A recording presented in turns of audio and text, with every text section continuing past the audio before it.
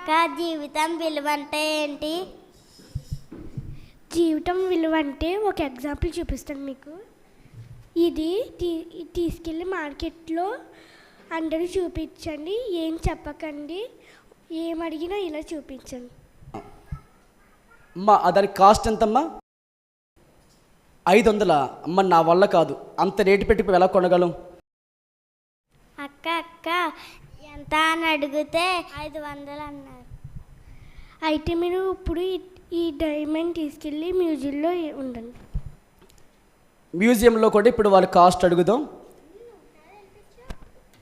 అమ్మా దాని కాస్ట్ ఎంతమ్మా? అమ్మో 50,000. దాన్ని కొనడం మా వల్ల కాదు. అంత కాస్ట్ ఏంటి అయితే ఎలా కొనగలం? ఇది ఎంత అని అడిగేటప్పుడు 50,000 అని అన్నారు.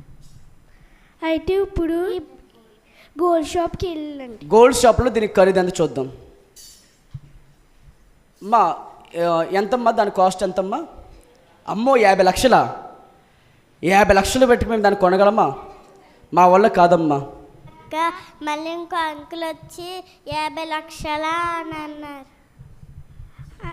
అంటే దీని అర్థం ఏంటంటే, మార్కెట్లో అయితే 500 అవ్వండి, తర్వాత మ్యూజియం అయితే 50,000 అవ్వండి, తర్వాత గోల్డ్ షాప్లో అయితే 50 లక్షలు అవ్వండి. అయితే స్టోర్ మారలేదు కానీ ప్లేస్లు మారినాయి.